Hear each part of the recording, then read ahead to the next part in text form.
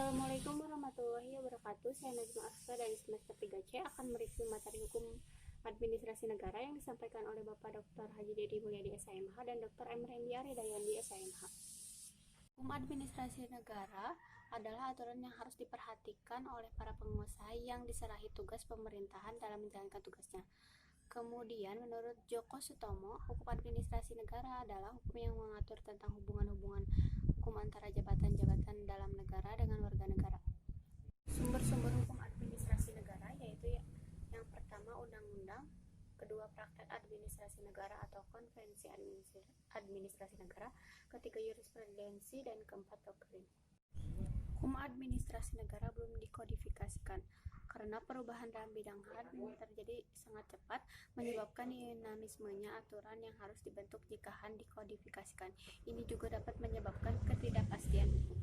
Pembentukan dan pembuatannya tidak dalam satu tangan, karena demikian sulitnya mencapai persamaan persepsi. Perbedaan antara hukum administrasi negara dan HTN berada pada subjeknya. HTN adalah suatu kekuatan yang mengikat badan-badan yang tertinggi maupun yang rendah apabila badan-badan itu menggunakan wewenang yang diberikan kepadanya oleh hukum tata negara. Sedangkan HAM mengatur mengenai kefungsiannya dan struktur dari administrasi negara. Hukum administrasi negara dan HTN adalah ilmu pengetahuan yang saling berkaitan bahkan sebelum abad ke-19, merupakan satu kesatuan ilmu pengetahuan. HAM berisikan administrasi negara atau tata cara dalam menjalankan negara yang berkaitan dengan HTN. Ketetapan adalah suatu penetapan tertulis yang dikeluarkan oleh badan atau pejabat tata usaha negara yang berdasarkan perbuatan perundang-undangan yang berlaku, yang bersifat konkret, individual, dan final, yang menimbulkan hukum perdata.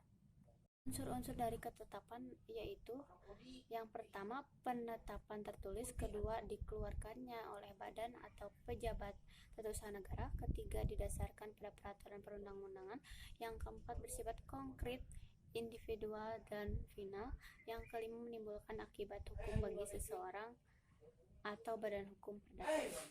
Macam-macam dari ketetapan yaitu yang pertama ada ketetapan positif, yang kedua ketetapan negatif, ketiga ketetapan deklaratoir, keempat ketetapan konstitutif.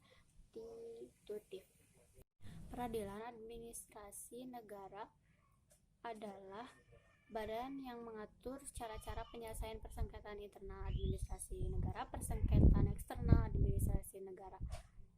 Tujuan diadakannya peradilan administrasi negara atau peradilan tata usaha negara adalah yang pertama melindungi pihak-pihak yang dirugikan akibat adanya kesalahan aparat administrasi negara maupun kesalahan aparat administrasi negara atau pelanggaran hukum yang dilakukan oleh warga masyarakat. Yang kedua, akibat adanya putusan administrasi negara yang merugikan pihak yang dikenai keputusan tersebut. Sekian dari saya. Wassalamualaikum warahmatullahi wabarakatuh.